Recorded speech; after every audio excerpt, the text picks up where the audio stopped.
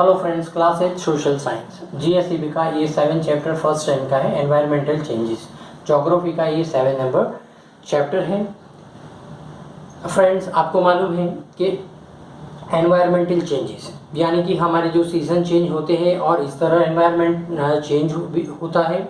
Also the different human activities affect the environmental changes just like industries, factories, power station, vehicles, ये सारे भी हमारे environmental को effect करते हैं। so the air that envelop the earth from all the side it is known as the atmosphere। हमारे अर्थ के आजू बाजू जो एनवलप है उसको हम एटमॉस्फेयर बोलते हैं। The atmosphere is getting polluted due to human activities। the environmental changes get polluted due to industries, factories, power station, vehicles, etc. The changes that occurs in the temperature, direction of the wind, moisture, etc. due to the global warming are known as the environmental changes। तो ये mean environmental changes का reason क्या है? Global warming. यानी जिस तरह pollution increase होता जाएगा इस तरह हमारे ग्लोबल वॉल्यूम यानी कि ग्लोबल जो पॉल्यूशन इंक्रीज होता जाएगा। ज़्यादा से ज़्यादा पेट्रोलियम प्रोडक्ट का यूज़ करते हैं तो एटमॉस्फेयर में कार्बन डाइऑक्साइड, कार्बन मोनोऑक्साइड ऐसे पॉल्यूटेड गैस की वजह से पूरा जो अर्थ है वो वार्म हो जाएगा। इसलिए it is a global warming. And find out the places that experience extreme rain, heat, cold and extremely climate condition with the help of the given table, also the find out the reason for the same। तो यानी कि table के अंदर बताया है text book में आपको, तो उसमें जो एनवायरमेंटल चेंजेस कि उसका जो टेम्परेचर पहले क्या था और आफ्टर क्या क्या चेंजेस आए। So from the text book ये सारे जो टेम्परेचर में जो चेंजेस आए वो उसके टेबल के अंदर बताए हैं। जो क्लाइमेटिक कंडीशन में कितना एक्सट्रीमली चेंज आया। Now first, what is weather? अभी ये इंट्रोडक्शन था and now the weather। what is weather? The condition of the temperature, rain, moisture, humidity in any at a particular point of this time it is known as weather। अब weather क्या है? It is a daily to daily, hours to hour it will be change। So what would be the weather of this place, right? अगर आप बताएं कि यहाँ का weather क्या है, कितना है, तो आप बता सकते हैं कि भाई यहाँ पे वेदर ह्यूमिड है, ऐसा है, सनी डे है। सो आप in a single day so different weathers are you show in your around you. तो ये आप देखते हो कभी का क्लाउडी होता है तो थोड़ी देर के अंदर सन निकल आता है। So whether is change hours two hours or day to day। What is a climate? The average condition of the rain, temperature, moisture for over more than 35 years in any a particular place, this is known as climate। यानी कोई भी particular place पे average उसका जो condition, temperature, humidity ये long time तक एक ही जैसा रहता है तो हम उसको बोलते हैं क्लाइमेट। तो वो वहाँ का क्लाइमेट है। So weather and climate both are different। Now next point, greenhouse farming।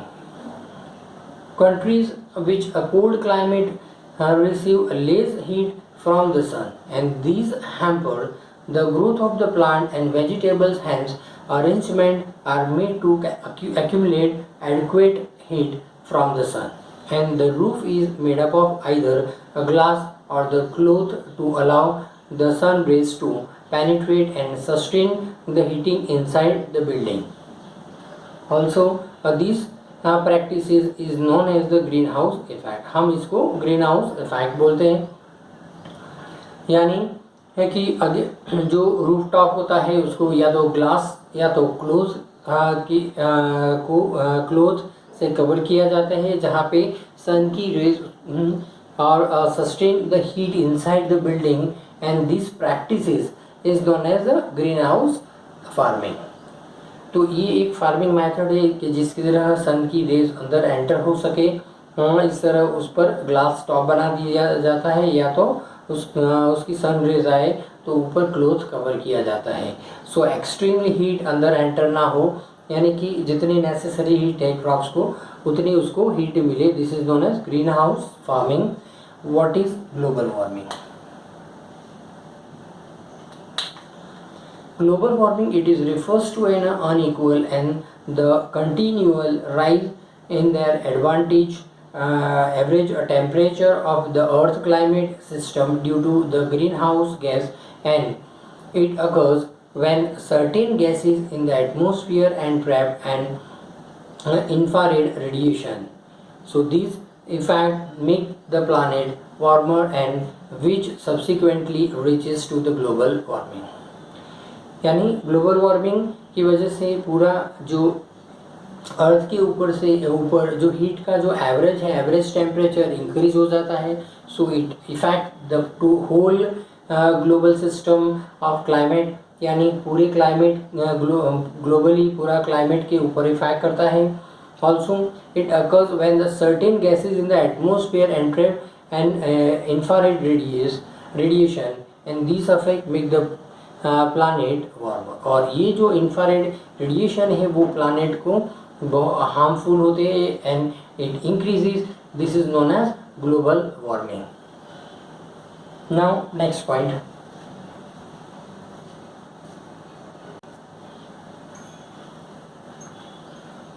News from newspaper. Average increase of 5 degrees Celsius in the temperature in the West Europe heat experience 14 degrees Celsius temperature in the Darjeeling reaches to the maximum of the 28 degrees Celsius in 2009, and snowfall in the desert and Mumbai received 942 ml rain in one day in 2005, increasing the temperature in Australia. So in Sudan, Sundarban is the submerging of a reduction of a 5 kilometer in the Khumbu, and snow rivers of Nepal ice cap of the size of a 3,250 square kilometer melt within a 35 days in Antarctica.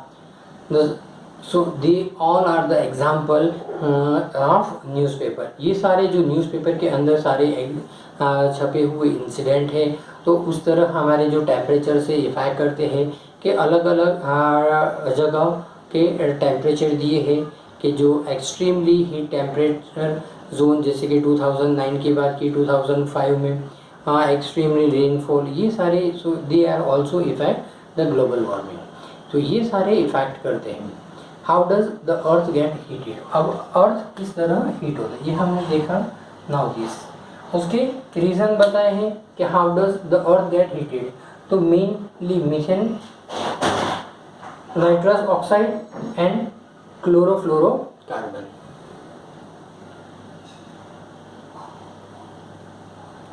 Now the greenhouse gas like the carbon dioxide, methane, nitrous oxide, chlorofluorocarbon यानी कि CFC and halocarbons play in an active role in the greenhouse effect.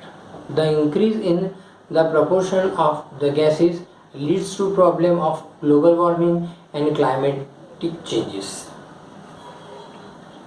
First, increase the temperature from 0 degree Celsius to last 100 years, यानी कि last 100 year में जो अर्थ का जो average temperature बढ़ना चाहिए उसमें 0.6 डिग्री सेल्सियस इंक्रीज हुआ है।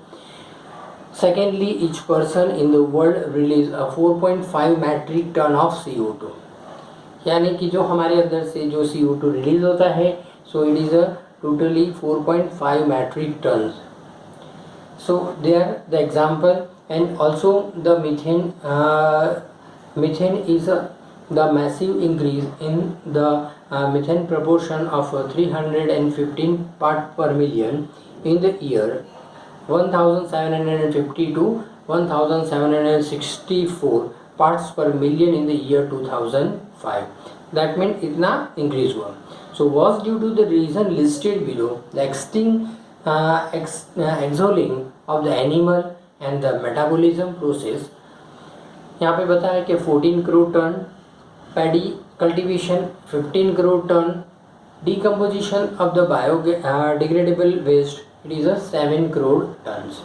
तो ये सारा मीथेन गैस लिबरेट होता है, सो इससे भी एटमॉस्फेयर में अर्थ का जो हीट टेम्परेचर बढ़ता है। So now next is nitrous oxide. ये हमने देखे मीनिंग, और अभी nitrous oxide. So it is also responsible for the global warming, या तो heat for the earth, heating for the earth. The proportion of the nitrous oxide has increased from 270 parts per million to recent it is 319 parts per billion. So it is also responsible for global warming. Now next,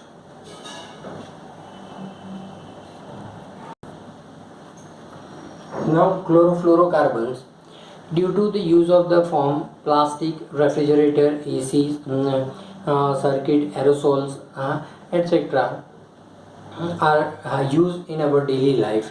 So it is size of ranging from 1 micron to 10 microns. It is known as the aerosol, and these has been increased in the CFC. और ये atmosphere में increase होने से तो chlorofluorocarbon increase होती है, and it's also affect the global warming. Changes are observed in the growth and the development of the vegetation. Certain species of the birds are now disappearing, such as the sparrow and vultures. 2000 glaciers of the Himalayas have receded or melted.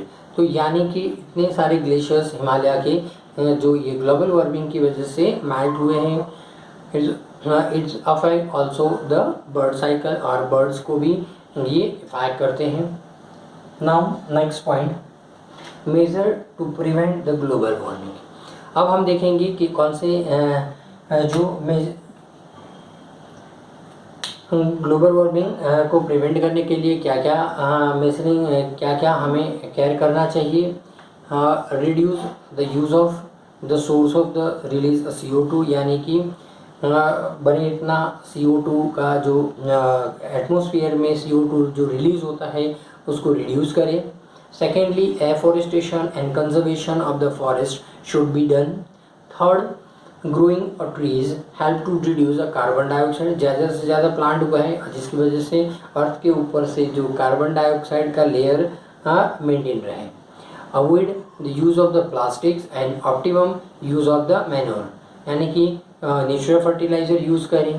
Pesticides, adopt the organic farming, use of the green manure and kettles manure, यानी कि green manure और cattle manure यानी natural fertiliser use करें, जिसकी वजह से जो artificial fertiliser जो सॉइल को पॉल्यूट करता है।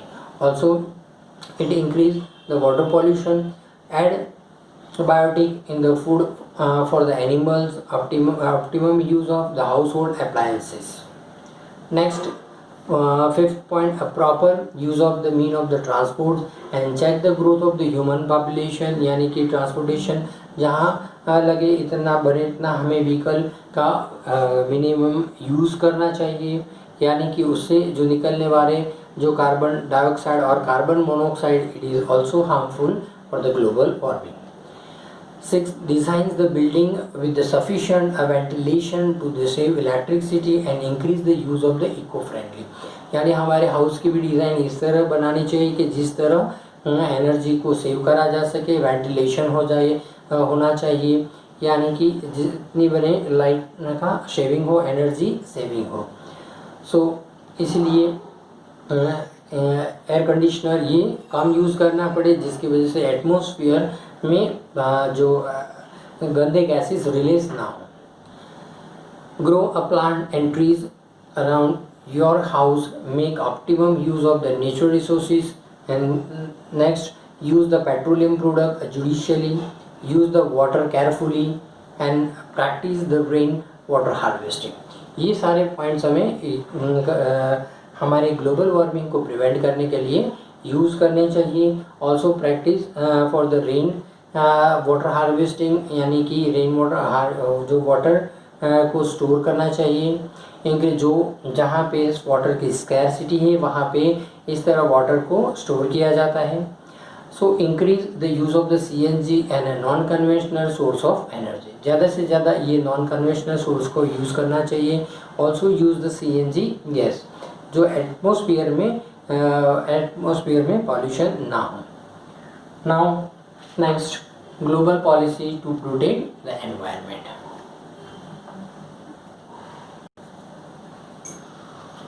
Global policy to protect environment, अभी ग्लोबली जो ऑल कंट्रीज ने एक पॉलिसी बनाई जो for whole the nation also for the world on releasing that human activity are the root cause of the destruction of the environmental, and the countries of the world gathered at Stockholm, the capital of the Sweden, in 1972 to think of the gathered way to protect the environment, and another convention was held at the Rio de Janeiro in Brazil. Brazil के अंदर Rio de Janeiro में जो 1972 के अंदर एक meeting head हुई और उसमें जो एनर्जी सेव करने के लिए या तो और also environmental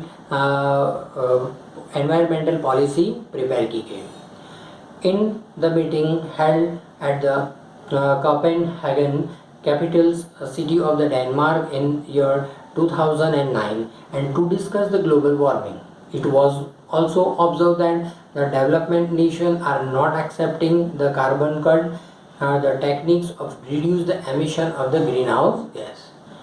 Also, the developing nation were increase the pressure of the reduction of the emission of the greenhouse gas. तो ये एटमॉस्फेयर में एक जो ऑलरेडी डेवलप्ड कंट्री है वो अलग अलग टेक्निक्स अप्लाई करते हैं जिसकी वजह से एटमॉस्फेयर में जो एमिशन ऑफ द गैसेस वो रिड्यूस की जा सके, और जो और डेवलप्ड कंट्री है so it reduction the emission of green house gases. Next, it was decided to give an aid of $100 billion for the development of the nation, and this meeting in 59 researchers paper from the 45 countries were present, and through the leaders of the world were made to think seriously regarding the changing of the climate। सबने इसको एक seriously problem for the whole world के लिए, क्योंकि अर्थ का जो temperature धीरे धीरे राइज हो रहा है, so it is a globally problem, and on an average a citizen in the world emits the 4.5 metric ton carbon dioxide. Of Indian citizen emits 1.2 metric ton carbon dioxide. So other developing nation release far lesser carbon dioxide. So large amount of the concession should be given for the development, and more restriction should be imposed on the country like the USA, and the average American emits 20.6 metric ton carbon dioxide। यानी कि जो developed country है और also developed होने वाले हैं, so each and every country has to reduce the carbon dioxide emit in the atmosphere, and it is evident to us. तो ये हमारे लिए बहुत ज़रूरी है। So all the citizen of the whole world they have to remember, so minimum और reduce the pollution, या तो पॉल्यूशन को रिड्यूस करे या तो उसका मिनिमम ये use of your vehicles, use of electricities, use of air conditions, ये सारे रिड्यूस करें, जिसकी वजह से हमारे जो ग्लोबली टेम्परेचर इंक्रीज हो रहा है उसको हम मेंटेन कर सके या तो उसको कंट्रोल में रख सके। So this policies which and protect the environment. Friends, यहाँ पे हमारे ये चैप्टर फिनिश होता है। Okay, subscribe my channel and like and share other people. Okay, bye friends.